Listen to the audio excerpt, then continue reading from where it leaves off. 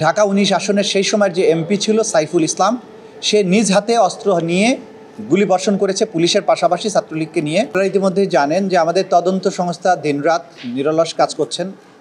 আমাদের প্রসিকিউটর যারা আছেন প্রত্যেকেই তাদের এই তদন্ত কার্য নিবিড়ভাবে তত্ত্বাবধানের চেষ্টা করছেন এবং আমরা খুব স্বচ্ছতার সাথে এবং খুব মেটিকুলাসলি যেই সব অপরাধী জুলাই আগস্টের গণহত্যার সাথে বিশেষভাবে জড়িত তাদের ব্যাপারে তথ্য প্রমাণ সংগ্রহ করার পরেই তাদের বিরুদ্ধে গ্রেপ্তারি পরোয়ানা জারির জন্য আমরা আদালতের কাছে আবেদন জানাচ্ছি।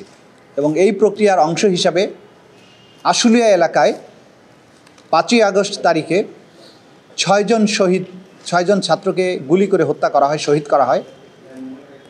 এই ৬ জনকে হত্যা করার পরে আপনারা সোশ্যাল মিডিয়ার মাধ্যমে জানেন যে তাদেরকে প্রথমে গুলি করে হত্যা করা হয়। হত্যা করার পরে তাদের প্রথমে চ্যাংদলা করে একটা রিক্সা ভ্যানের মধ্যে উঠানো হয়।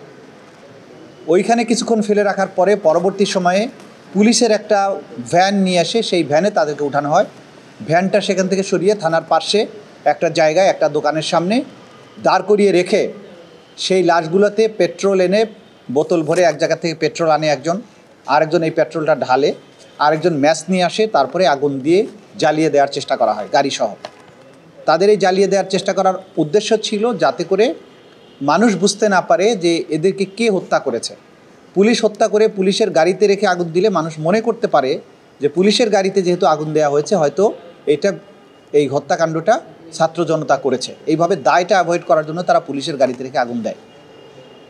আমাদের তদন্ত সংস্থা এই ব্যাপারে ডিটেইল তদন্ত করে এবং তদন্ত পরে যেটা পাওয়া যায় যে এই ঘটনার সময়ে গুলি বর্ষণের সাথে ঢাকা ১৯ আসনের সেই সময়ের যে এমপি ছিল সাইফুল ইসলাম, সে নিজ হাতে অস্ত্র নিয়ে গুলি বর্ষণ করেছে পুলিশের পাশাপাশি ছাত্রলীগকে নিয়ে। তিনি সহ এই লাশ পোড়ানোর ঘটনার সাথে সেই সময় কর্মরত ৪ জন পুলিশ অফিসারকে আমরা শনাক্ত করেছি।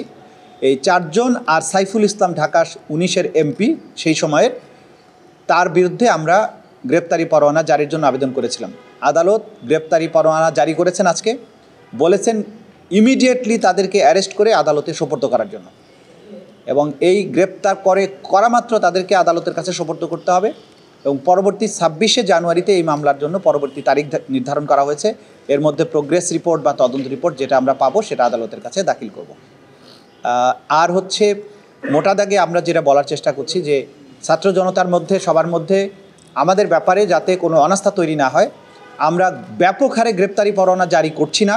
কারণ গ্রেপ্তারি পরোয়ানা ব্যাপকভাবে জারি না করে আমরা তদন্ত করে যাদের বিরুদ্ধে কনক্রিট এভিডেন্স পাচ্ছি সেগুলোকেই আমরা নিয়ে আসছি, কিন্তু কোনো অপরাধী ছাড় পাবে না, এটাও সত্য।